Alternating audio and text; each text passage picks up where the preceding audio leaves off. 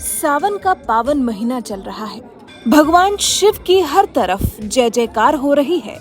हर हर महादेव के जयकारों से मंदिर गुंजायमान हैं और फिर भारत में अनगिनत शिव मंदिर भी तो हैं। लेकिन क्या आप ऐसी किसी जगह के बारे में जानते हैं जहां भगवान शिव के एक साथ सैकड़ों मंदिर हों? जी हाँ, भोलेनाथ के एक साथ सैकड़ों मंदिर एक ही जगह पर। ये जगह है मुरैना में, जो कि मध्य प्रदेश का एक जिला है। और इसी जिले में भगवान शिव के एक साथ जो सैकड़ों मंदिर हैं, इन्हें कहा जाता है बटेश्वर के मंदिर। इन मंदिरों को 8वीं शताब्दी की कारीगरी का उत्कृष्ट नमूना भी कहते हैं। मंदिर की एक एक दीवार पर पत्थरों को काफी बारीकी से तराशा गया है, लेकिन इन मंदिरों की भी अपनी ही कहानी है। यकीनन यहाँ भगवान भोलेनाथ का वास है। जहाँ भोलेनाथ के एक नहीं बल्कि सैकड़ों मंदिर हों, वहाँ भला भोलेनाथ कैसे नहीं होंगे? लेकिन उनकी उपस्थिति के बावजूद ये मंदिर उजड़ गए थे। शायद इसमें भोलेनाथ की ही कुछ मर्जी रही होगी, क्योंकि ये मंदिर जिसने उजाड़े उसी ने संवारे भी। जी हाँ, तभी तो इतनी दिलचस्प है बटेश्वर मंदिर की कहानी। सुनेंगे आप? तो चलिए हमारे साथ लिए चलते हैं आपको मुरैना बाबा बटेश्वर के दर्शन करने। मध्य प्रदेश के मुरैना शहर से करीब 30 किलोमीटर दूर चंबल के जंगल में 200 विशालकाय मंदिरों को एक साथ देखकर ये दृश्य अद्भुत लगता है। भारतवर्ष में शायद ही कहीं इस तरह का दृश्य देखने को मिलता हो। कथा बटेश्वर नाथ महादेव की। बटेश्वर नाम भगवान शिव को समर्पित मुख्य बटेश्वर नाथ मंदिर से लिया गया है। मान्यता के अनुसार यहाँ एक अद्भुत बरगद के पेड़ के नीचे भगवान शिव ने कुछ समय के लिए विश्राम किया था, जो बरगद अभी भी उस स्थान पर खड़ा है। इसलिए इस स्थान को बटेश्वर यानी कि बट के ईश्वर या बरगद के स्वामी के नाम से जाना जाने लगा।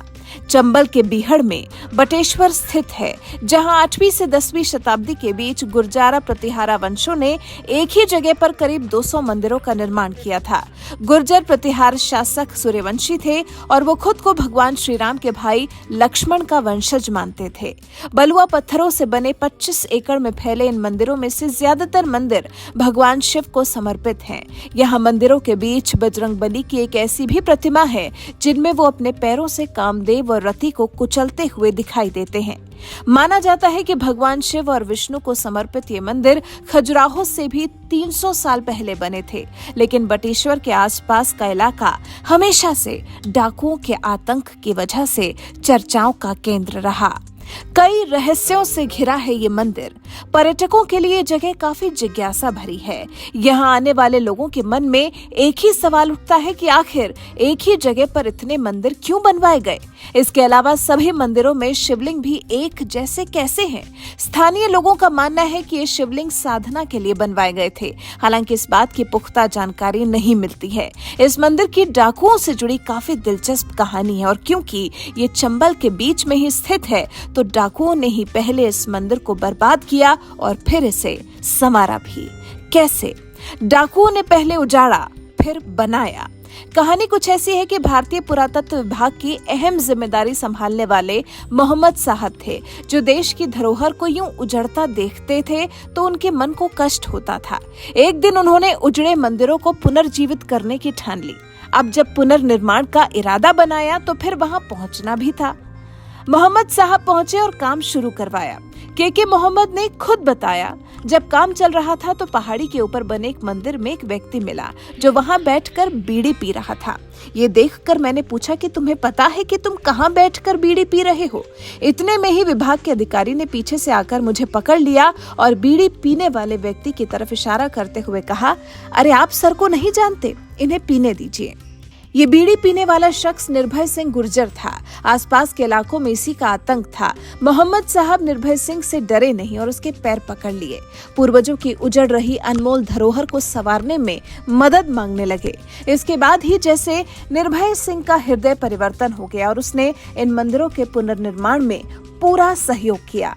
यही वो वाकया है जिससे बटेश्वर के मंदिरों को नया जीवन मिला और देश की धरोहर को वक्त रहते संजो लिया गया। बटेश्वर धाम जाने का सबसे अच्छा समय। बटेश्वर मंदिर जाने के लिए सावन का महीना बहुत अच्छा और अहम है। सावन के महीने में एक मेले का आयोजन किया जाता है। भक्त बटेश्वर बाबा पर गंगा जल अर्पित करने के लिए बटेश्वर से लगभग 160 किलोमीटर दूर से गंगा जल भक्त अपनी कावड़ में लेकर आते हैं। बटेश्वर धाम में सावन के महीने में हर सोमवार को कावड़ जल अर्पित करते हैं। इस दौरान हजारों भक्त कावड़ लेकर बटेश्वर मंदिर में आते हैं। शिवरात्रि बटेश्वर मंदिर का प्रमुख त्योहार है। कैसे पहुंचे बटेश्वर धाम? बटेश्वर सड़क और रेल मार्ग से जुड़ा हुआ है। आगरा है और आगरा से बाहर रोड पर लगभग 2 घंटे की ड्राइव है, यानी कि करीब 70 किलोमीटर का रास्ता है। और फरेरा ट्राई क्रॉसिंग ड्राइव से बाएं मुड़कर 7 किलोमीटर का रास्ता तय करके आसानी से बटेश्वर धाम पहुंचा जा सकता है। और सावन का पावन महीना चल ही रहा है।